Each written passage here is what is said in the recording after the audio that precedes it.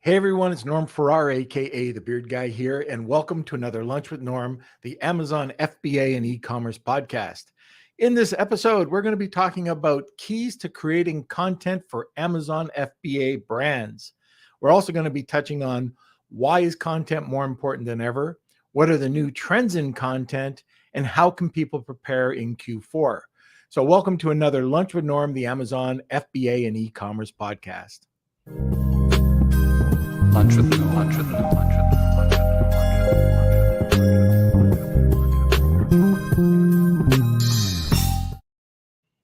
Norm. Okay, our guest today is the founder and CEO of Adobe Ads, a one-stop shop for Amazon content needs. Prior to founding Adobe, he worked in companies like Amazon and Samsung. He's also an IIT Bombay alumnus. Welcome. I'm gonna get this right, Sudhanshu Garg. And I hopefully, Sudhanshu, I did pronounce that right. Anyways, let's have a quick word from our sponsor and we'll get back with Sudhanshu. If you're selling on Amazon in 2022, you know how important it is to stand out from your competition. Let Hono Worldwide lend a helping hand with your product innovation to outcompete your competition online. That's right. Sit back, relax, and enjoy the success of your newly innovative product while Hono handles all the work. Visit honoworldwide.com for more information. That's Honu, Honu, worldwide.com, or email savings@honoworldwide.com. All right, where is the boy Blunder? Hey, that's me. Hello, It's hello. Sudhanshu, isn't it? It is, yes. You were so close, but not quite. But I tried. anyway, we're off to a good start. Yep. I hope everyone's having a great Wednesday. It's good to see our Beard Nation joining us. Welcome, Marcia. Good morning. Good morning, Howard and Claudia, all the way from Calgary. It's good to see everyone. This is a live podcast, so if you have any comments, questions during today's episode, you can go ahead and put that in the comment sections if you're watching from YouTube or Facebook. We go live every Monday, Wednesday, and Friday at 12 p.m. Eastern time, so make sure you stop on by the next episode. And yeah, if you're new, make sure you smash those like buttons, give us a thumbs up. Also, with our Facebook group, that's the place where we let you know all of our updates, our tips, advice. We've got a great community over there, so make sure you go ahead and join the Lunch with Norm, Amazon FBA and e-commerce collective. And Norm is holding a dog toy for some reason. It's his favorite squeaker, and he brings it in. So I just knew I better take it away from him now before we start getting really annoying sounds. So is Q there? No, just Dallas. Oh, okay. Right. Okay. So if you do have any questions or comments, throw them over in the comment section. I think this is going to be a great episode with lots of questions. So the last episode, we couldn't get to all the questions. We didn't even get to half of them. So if you do have questions, get them in early and we will make sure we get them answered for you. Okay, so sit back, relax, grab that cup of coffee, enjoy this episode, and welcome Sudhanshu. Hello. Hey, Norm. Hey, how are you? I'm doing good. How are you? Good. I'm doing fantastic. It's not winter time yet, and it's still a little warm outside, so I'm all good. Awesome. Good to see so many people join in live. Yes, yeah, and there's going to be a lot more that'll be joining us shortly. So we're going to be talking live, Sudhanshu, but this goes out to a lot of people over YouTube and Apple Podcasts and Spotify and all those others. So why don't we get started? Let's talk a little bit about your content. And sorry, I just have my idiot dog, and he is a dummy, by the way, that's nudging up against me and drawing my attention over to him. So if you see me look down, it's because he's either licking my foot or doing something. Okay, so you mentioned that, and this is just before the podcast, that e-commerce is actually C-commerce. Like, what do you mean by that? Yeah. Awesome. Well, it's very interesting. In the world of e-commerce, you actually only get to touch the product only when it's delivered to you. Right. um, until then it's all content, and you start with keywords, you see the images, you see the title, description, product images. Your entire decision is based on the content that you consume, and it's only when it is actually delivered to you are actually having a physical contact with the product. We the reason I'm calling it e-commerce is just to highlight the importance of content in today's e-commerce, and the big role it plays. You know, I've never, I've been in e-commerce for years, since the 90s, and I've never thought of it that way. Yeah, That's a great point. If you think of it, the content we talk about, images, and that the role the primary image takes, how your sequence looks or your slide deck, the title, making it important, the bullets, A plus, everything that's involved, not only in Amazon but in any listing or any ad. And you're bang on. Commerce is actually probably a better word. exactly. And we live, breathe content. We see brands and sellers coming to us from all over the world, and the first thing that we have to always do is explain it to them, the importance of content. It's interesting because when you're a new seller and you're coming off of a course, Yeah, or you're just watching outdated YouTube video, or maybe a good YouTube video, yeah, what it's not pushing on you is how important those images or the title, the copy of those title really is to your perceived value.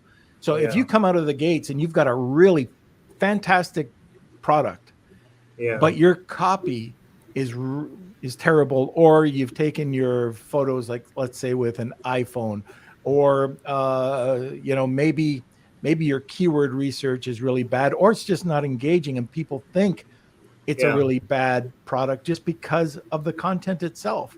And a yeah, lot of people don't realize that a lot of their profit is driven by the content, or if you don't spend enough money on content, or if you're trying to do it yourself, it could really damage the perceived value of your product.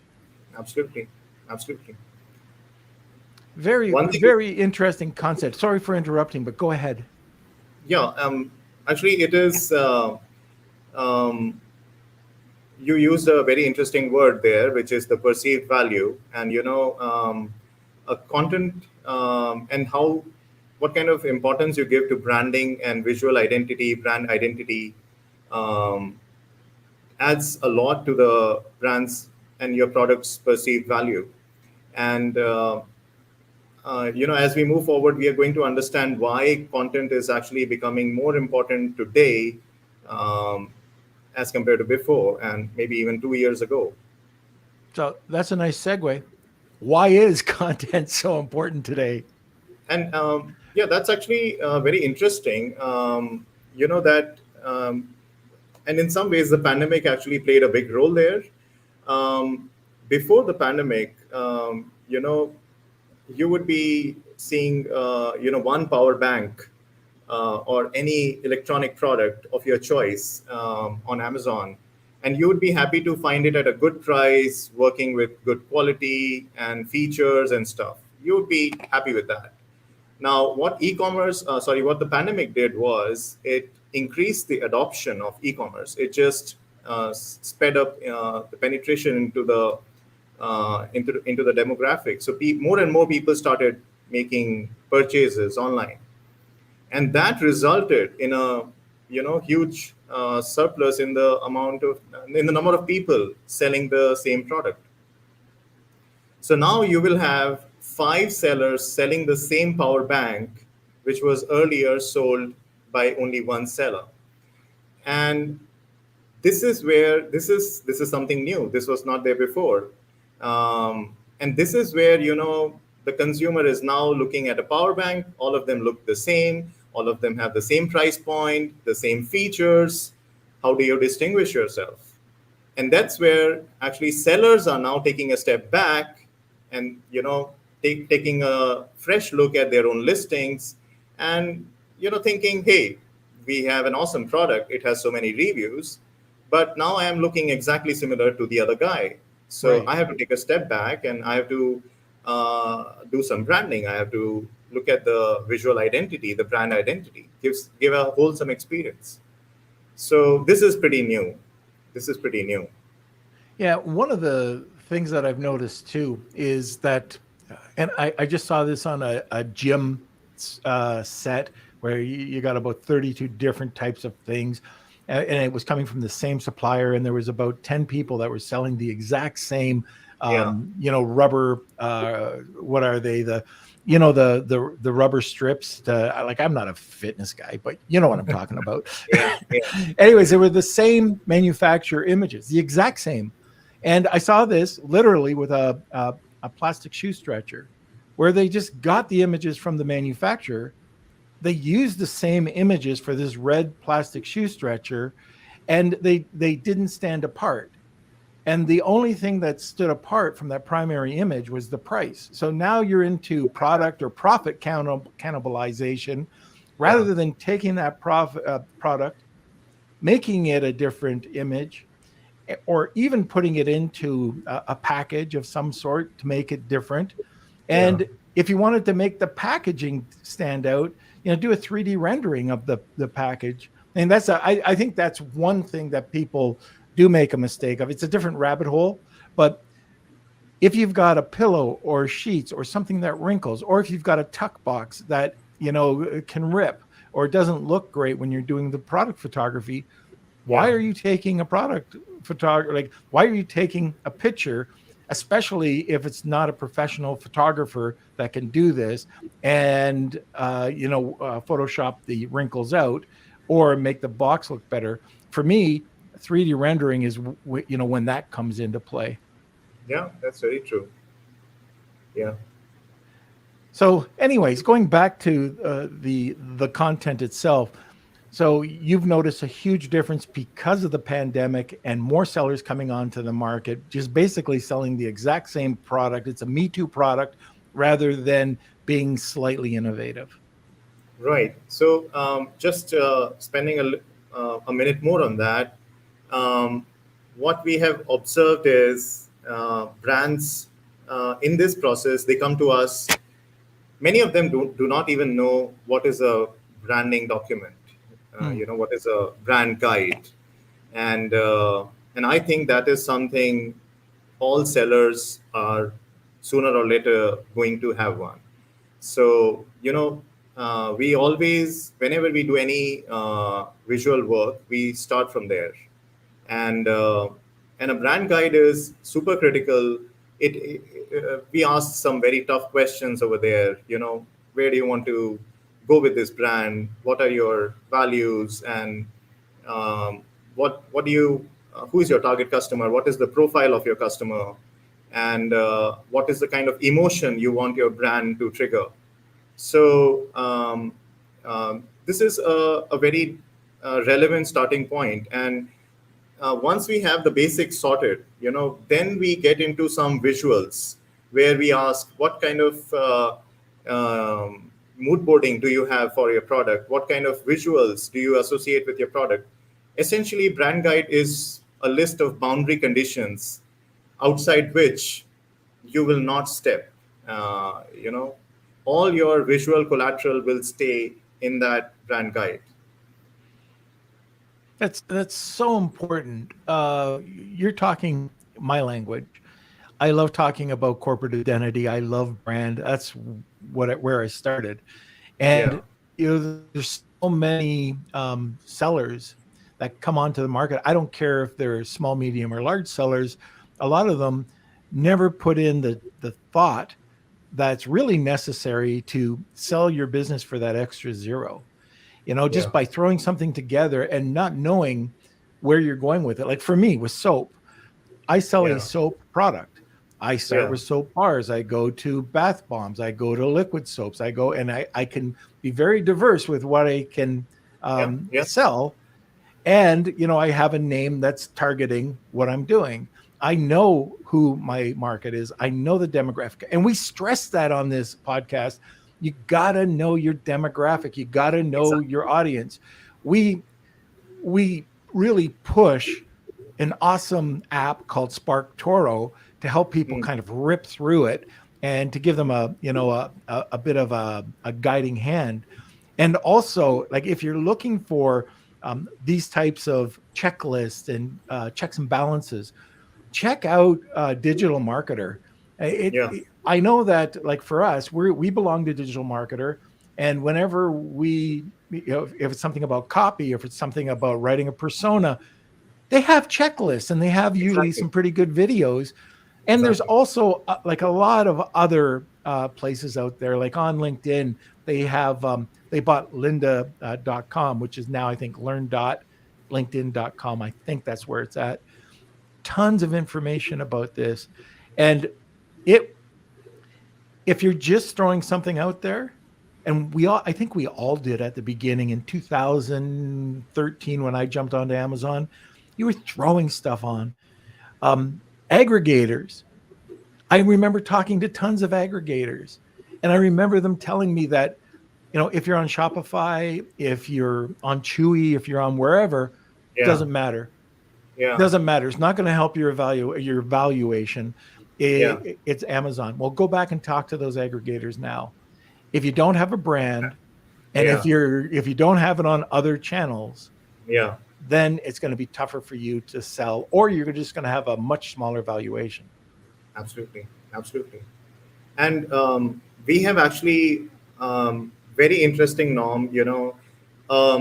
This is what we did with one seller, an individual seller who has no idea of a brand identity, a brand guide. So, we gave them a brand name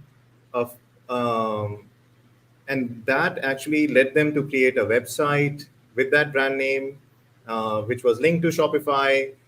But this guy was already selling a product in the UK with thousands of reviews, but there was a brand which was missing.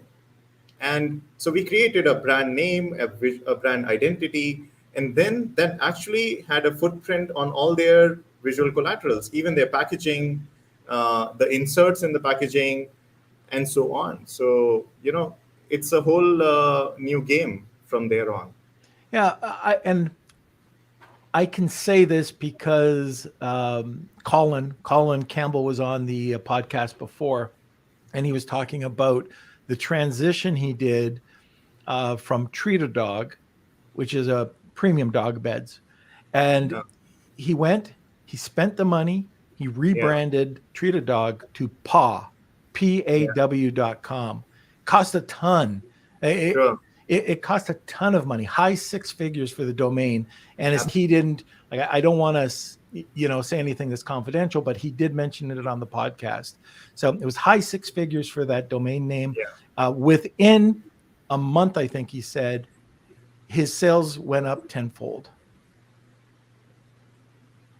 So just changing, and he's targeting paw now. So a variety of different pets, anything with a paw rather than just a dog.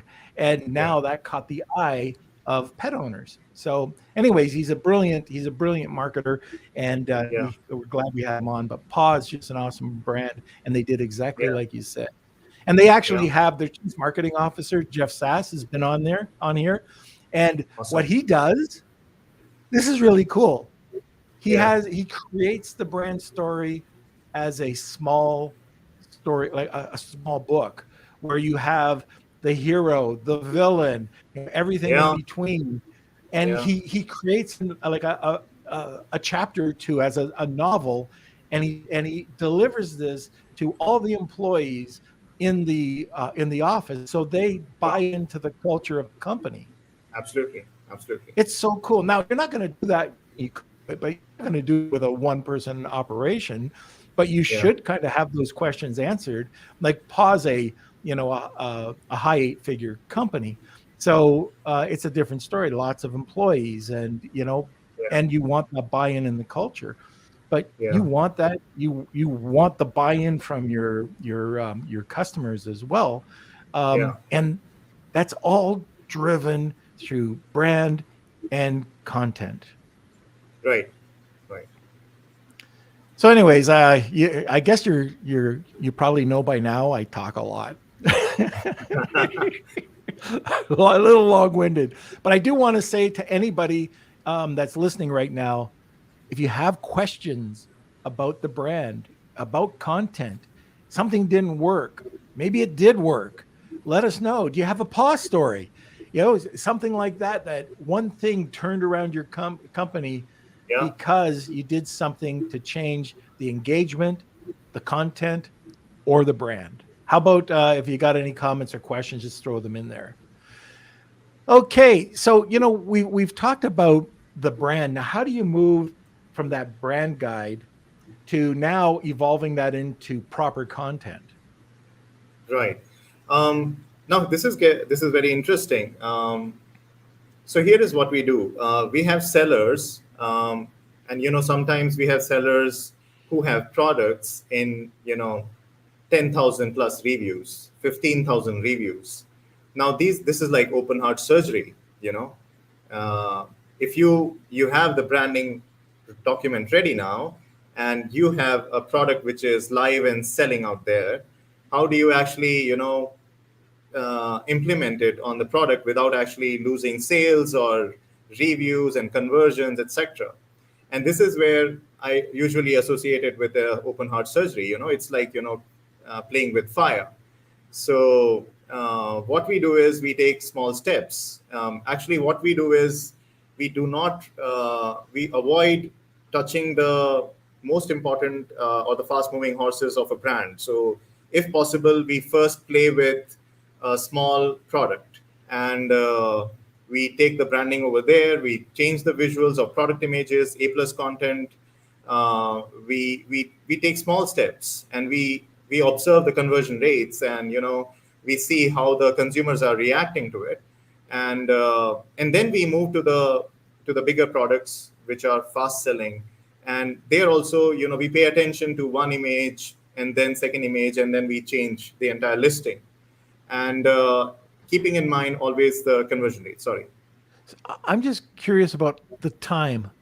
Do you Yeah. spend a week before or how much time do you allow Between the first product? between changing? So you let's say that you've changed an image, and you're seeing the algorithm picked it up. Now you're ranking better. How much time do you give in between changes? See, these days Amazon has introduced the A/B testing platform, which is actually pretty handy in this case, where Right. Amazon has very good confidence that this image is actually going to do better than your existing content. And it's all about. I would say time is also important, as well as the traffic is also important. So if your listing is getting good traffic in a very less time, you have a similar data. So I think Amazon's A/B testing, I would say, is pretty cool in that way. And I would actually depend on that to determine the timeline to get an accurate idea. This is a little off topic, but something you talked about was traffic. So sometimes I'll see that there might be 1,000 sessions, Yeah. and it might be converting at 30%, or maybe even higher. Yeah. And the only reason why you're not getting more sales is because you don't have enough unit sessions. So if you could drive traffic, or if you can figure out how to get traffic over to your site, I mean, for me, that's a simple fix to get more sales. Yeah. If people already like your product and you're converting at X, Exactly. then drive people over. And I mean, I don't know why more people don't do that. And I do see a lot of people will contact me and say, can you take a look at my listing? And it's like, all right, well, you got 300 sessions. And either you're saying, wow, like I'm getting 75% conversion rate. Well, yeah, you got 100 sessions, and you probably did a bunch of giveaways. And this is why this doesn't make sense. Yeah, or they're just not driving enough traffic over. exactly. Yeah. So the way I would say this is, Norm, uh, you have entry points to your listing. So it's like a gate. Once there are, I think, two things that you can summarize this into: bringing people to that gate, and then once they are at the gate, making them convert. So bringing the traffic, that's one part of the game. Bringing the people from all places possible, and then working from there onwards. How is your main image? How is your conversion rate? Are you playing with your product images? Are you playing with your A plus content, and so on? What is very interesting, what you said is, if you already have a healthy conversion rate, you need to bring more people.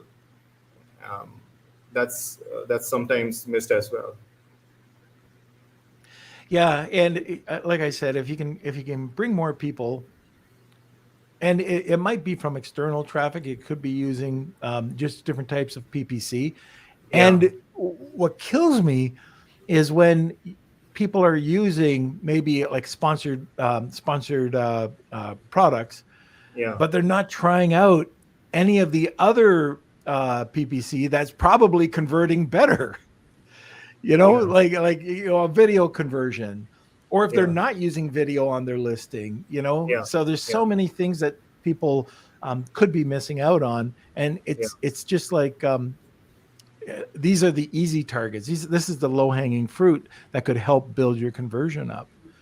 yeah. So one of Another, the other things I was wondering about, and sorry, I cut you off again, but I was just looking at what are the new trends that are happening yeah, in yeah, 2022. sure. So, what are some of the trends? Is I would start with let's start with some low hanging fruits. Some very simple ones. Uh, More and more people are understanding. More and more sellers are understanding the power of a storefront.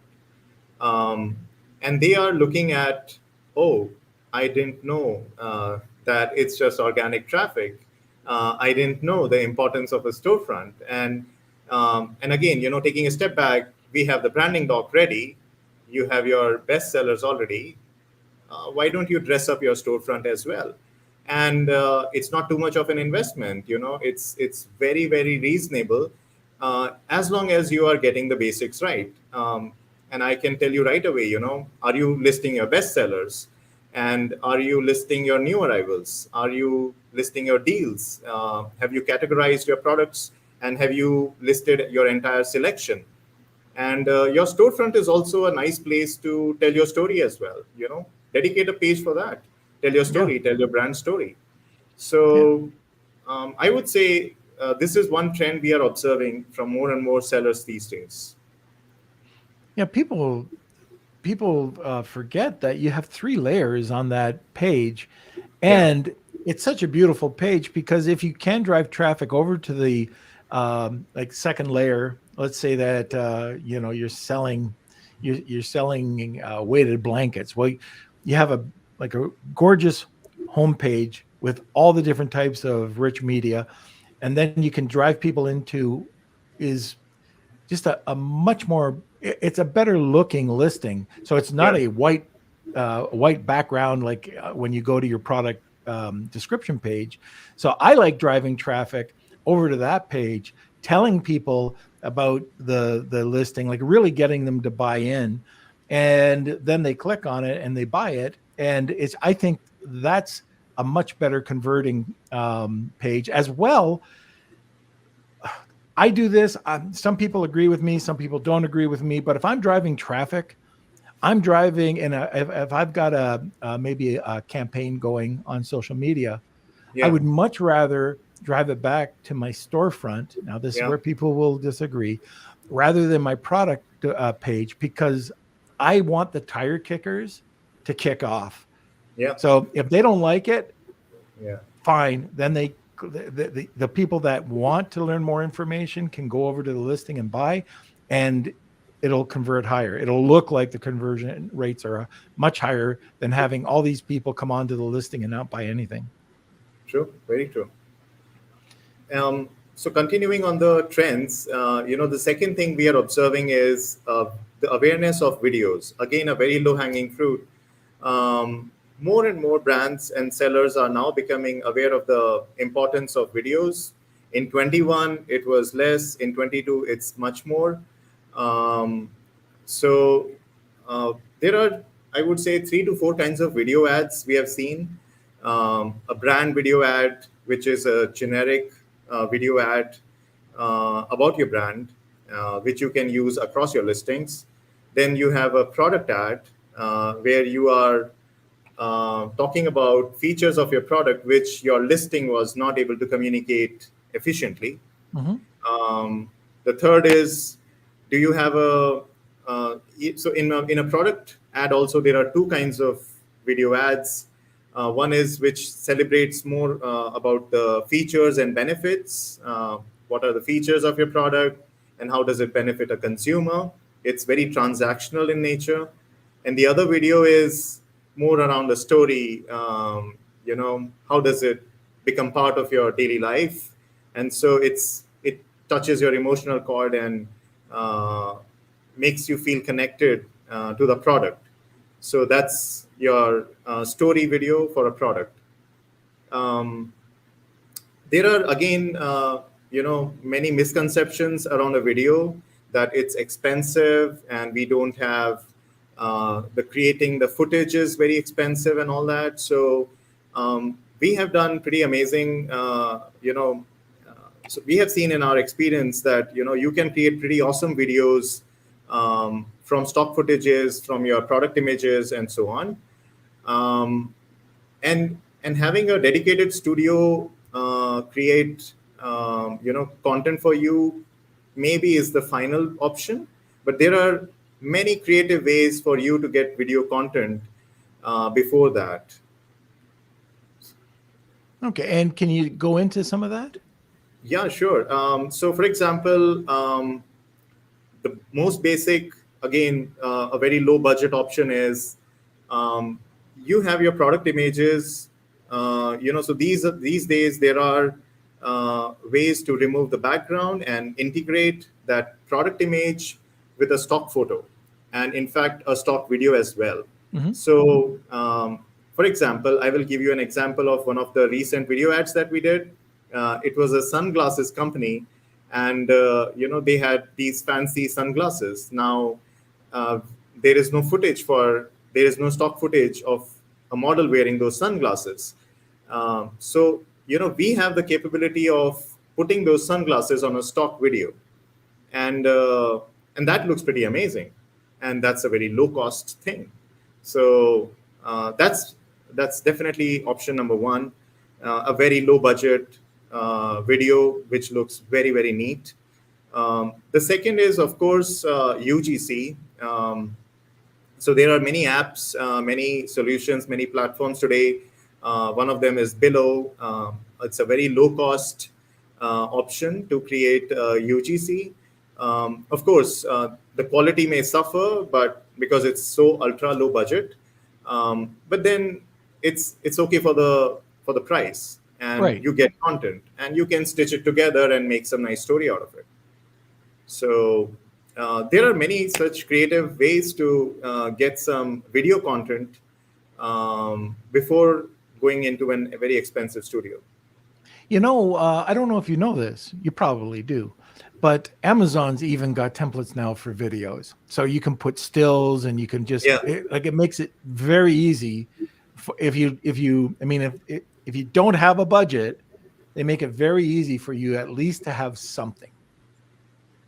Yeah, yeah, and I should also mention this. Some of the brands that we have worked with, um, and it's a absolutely latest trend, and actually that makes me move to the next trend, and it's also related to video ads, is 3D. So in 21, it was just very less, but in 22, we are seeing a lot of brands asking for 3D content. Making 3D models and product images from 3D models and video ads from 3D models, and it's amazing. It's totally a different world, and it's really really neat. So I've that's never done that. I've never done a video ad from 3D render. right, and that's extremely powerful. We have done probably 100 such videos by now. So a 3D video ad of a model that is also created in house.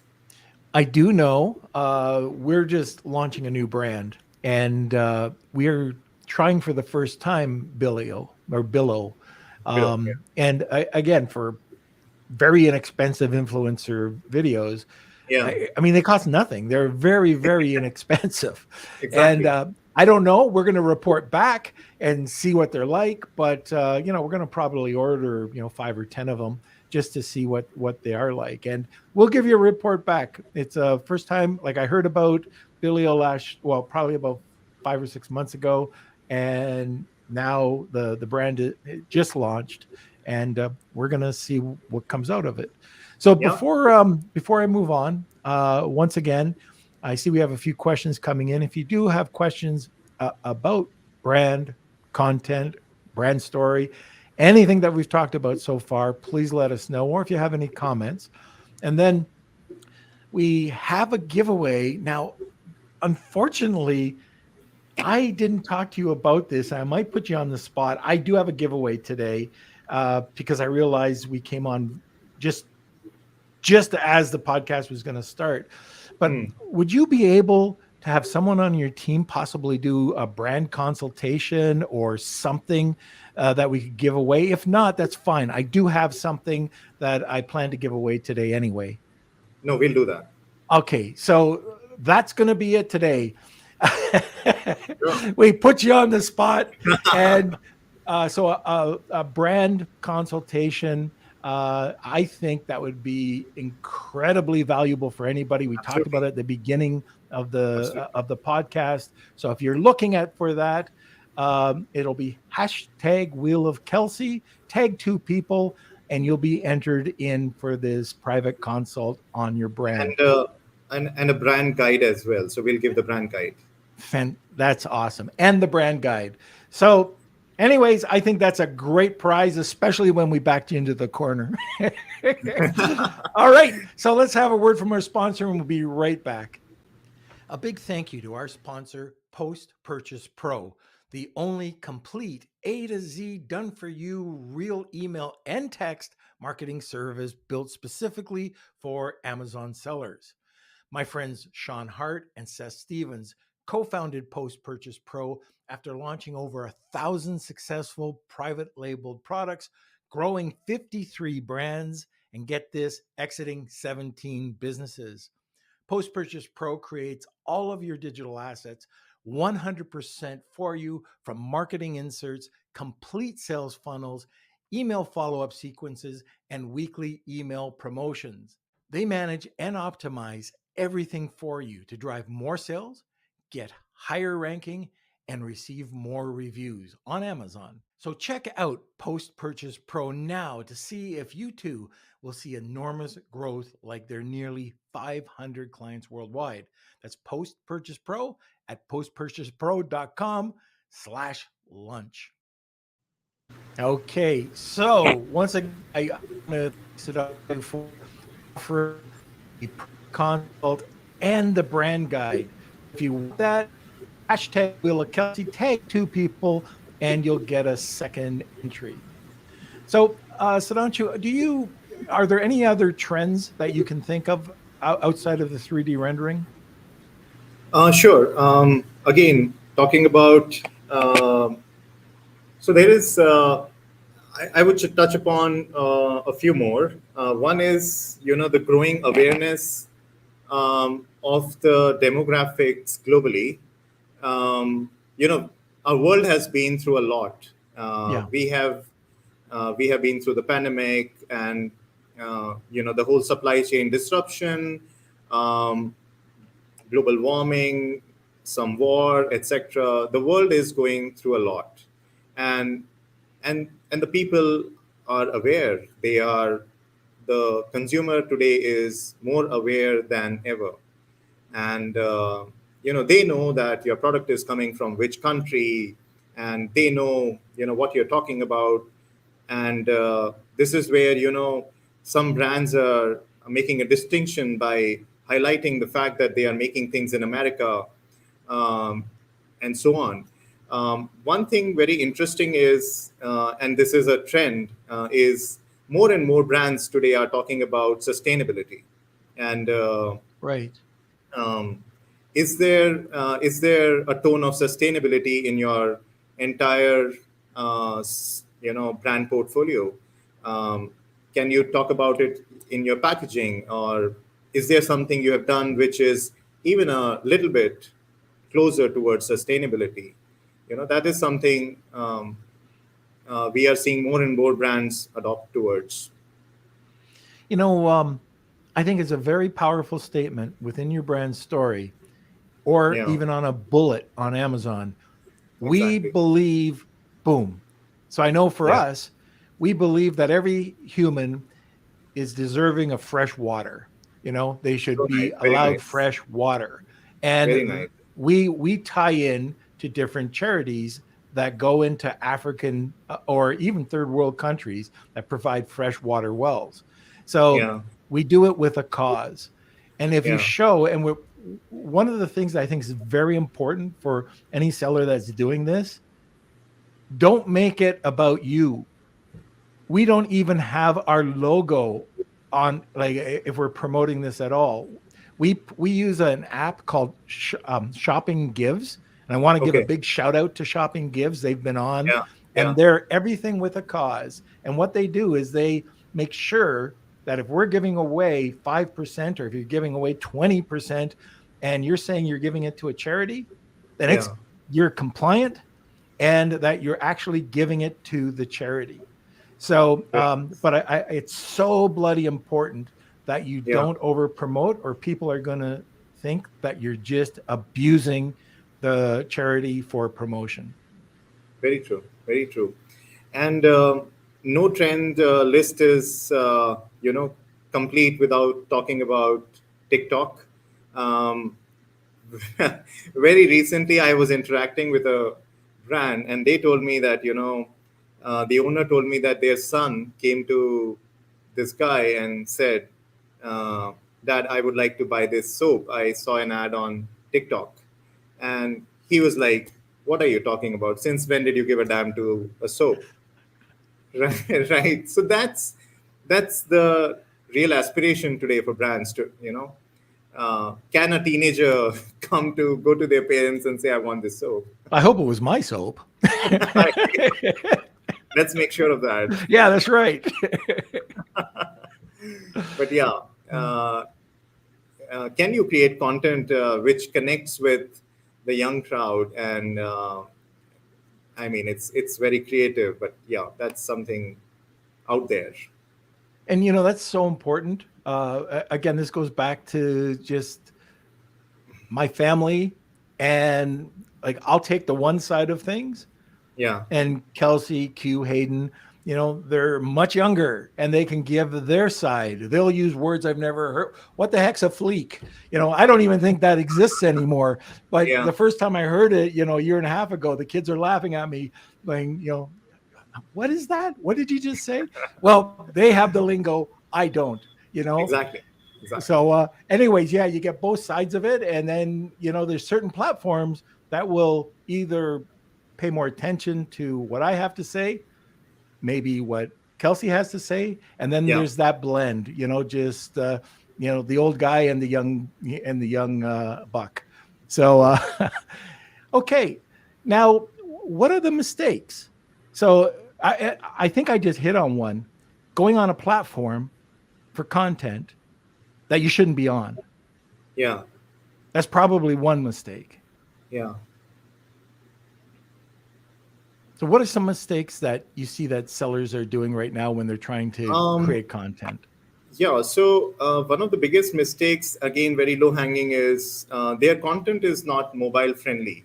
You know, Oh, um, it's a very low hanging thing, and something that sorry about that. It's something we come across a lot.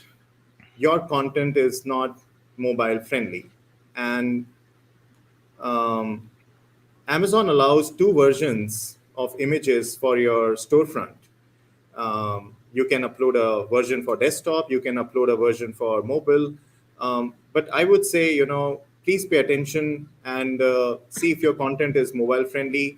The text should be readable, the images should be occupying more and more space on a mobile phone.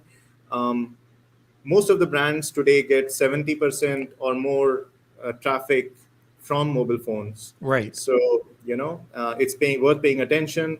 One of the things that we also do is the product images, we try to make them vertical, 4:3 ratio, because that requires much more space on a mobile phone compared to any other ratio. So we do such things to make content more and more mobile friendly. Okay. When you mentioned that there's two ways of uploading a desktop or mobile, can you explain where or how you can do that? So on Amazon storefront, whenever you are, going for or you are adding content, you are adding images, Amazon allows you. So Amazon will not even.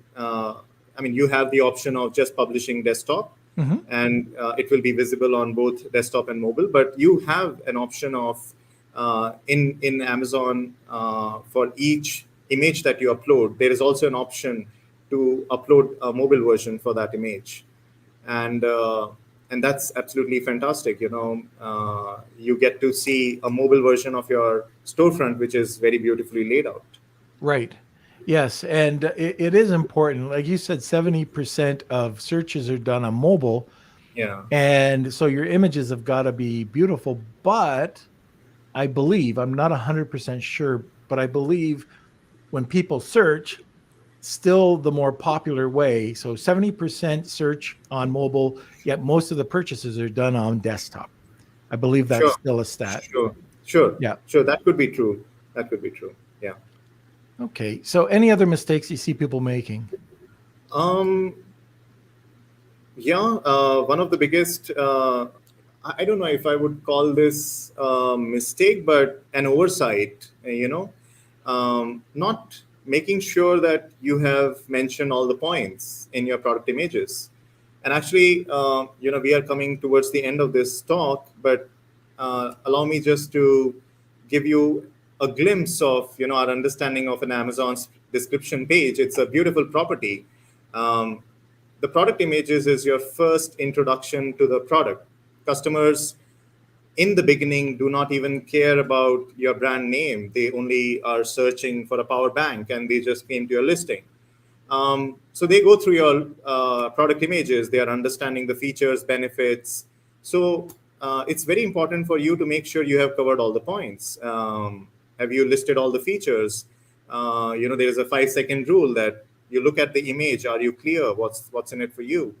And have you written a customer review which talks about the product?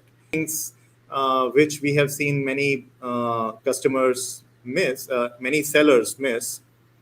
The second thing is A+ content. As you scroll down, A+ content is actually, I would say, a nano brand experience. It's your first chance to give a brand experience to your consumers. So yes, you have talked about the product, but now, hey, can you talk a little bit about your brand as well?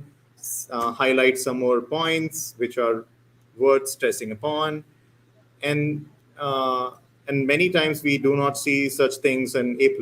It's just a checkbox thing. But no, it's a beautiful property, and you are getting a lot of eyeballs there.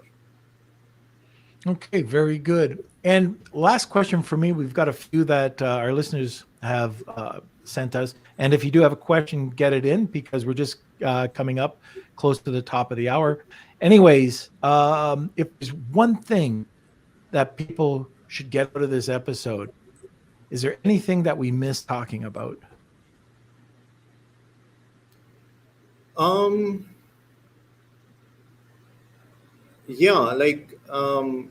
I would say the only thing I can think of is, again, I would go back to where I started from, the importance of branding. And, there could be multiple reasons a seller is selling a product. One is to sell it off to another owner, or to create something beautiful which lasts for a long number of years, to create a legacy. There could be many reasons. uh, in either way, in either case, a brand identity, taking a step back and understanding your demographics goes a long way. We have seen the resale value of a brand increases much more if you have a brand identity. And it's very simple, because once your brand is bought and purchased, it's going to be also sold offline, not just on Amazon, but everywhere, all possible channels. So I think that's one thing probably worth mentioning as well. Okay, very good. All right. So, Kelsey, can we start talking or taking some of these questions? Yeah. So let's see. From Howard, do you have a view of 3D photo renderings versus actual photography for product hero shots? Yes, so we have done this, and we have done recently, for some very complex products like a scooter for kids. We have actually made a 3D rendering, and you cannot tell the difference. So it's really worth it, worth exploring, and we have done that, and people are using it. Okay. All right. Next question is from Coolhand99. How much brand story is too much? Where other than website is the best place to tell the brand story? I think we answered that already, but I will just say it again. Your storefront on Amazon is a very nice place because you get organic traffic there. Your A plus content is another place where you can have one banner dedicated to your brand. Sometimes Amazon also gives you a brand content opportunity. So please make sure that is populated with the appropriate content. Many times brands don't even know such a thing exists. Yeah, and also right now on A plus content, Yeah. you can add a brand story, and we try to do it on all of our social media. We don't have pages. We Yeah. have a short version and we have a longer version, and we put that everywhere. If you go to our Lunch with Norm Instagram site, you'll see we're very consistent with the colors, with Exactly. the fonts, everything, Yeah. the spacing, the templates that we use, and you'll also see a little bit about who we are, what we do, and then that's on Facebook, that's on LinkedIn. Everything that we touch, we put a Absolutely. bit of the brand story in. Absolutely. Those are also very valid real estates that you have. Right. Okay. And our last question is from Claudia. So how do you suggest a two-person company brand should go about building a brand story for little to no money? If you could please answer the same question about starting to create content. If you have any free resources, that would be great. Thank you. I don't think creating a brand guide or a brand story is expensive. It's really, really, affordable, and we are one very good option for that. But really, it's not at all costly as long as you know the right questions to ask, and it's an evolving process. It's not just carved in stone. You need to get the basic branding story right, and it grows with the brand. So maybe 1 year down the line, you can revisit, relook at some of the questions and answer, but get the basics in place, I would say. And Claudia, I think Michael Kurtz has a free training on brand development and building it out. And I agree, it doesn't have to be expensive. The hardest part, and what most people aren't willing to do, is spend the time needed to Yeah. answer the proper Yeah, questions. yeah, very true. I mean, that's the secret. Just spend the time to answer the Spend the time. questions. Yeah. Spend the time. That's Yeah. it. And so hopefully, Claudia, you win today. I noticed that you did join the lunch with or Wheel of Kelsey. So hopefully you win. Fingers crossed. Nice. All right. Okay, so How's that's that, it for Kels? questions. Okay. So last chance to enter the hashtag Wheel of Kelsey today. Kelsey, can we go to another sponsor? Sure. Let me just get that ready. Yep. And in just 1 second. All right, here we go. A big thank you to our sponsor, Startup Club, the largest club on Clubhouse with over 790,000 members and growing. They're one of the world's largest communities supporting the startup ecosystem, from founders to those wishing to work for a startup and everything in between. You can find them at www.startup.club for blogs, recordings, and a calendar of upcoming shows, and on the Clubhouse app. Just search Startup Club for daily shows 24/7. You can also now listen to their show, the Serial Entrepreneur Club podcast, on Apple and Spotify too. Stop by to connect, learn, and grow together. Okay, so Kelsey, is it that time? It is. So hopefully everyone's got their entries in, and here we go. The Wheel of Kelsey. It's time for the Wheel of Kelsey.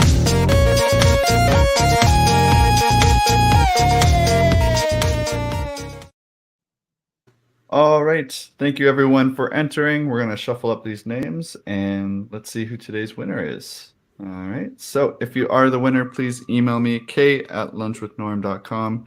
You have about 48 hours to reply back, and it looks like Christine Congrats. is the winner. Congratulations. Again, email me, k@lunchwithnorm.com to pick up your prize. And Sudhanshu, how do people get a hold of you? Where should they go? Let the people know. Sure.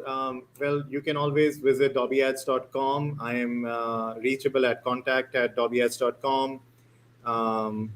And go ahead. You can just create an order on dobbyads.com, and it all comes to us. We'll respond immediately. We'll respond ASAP.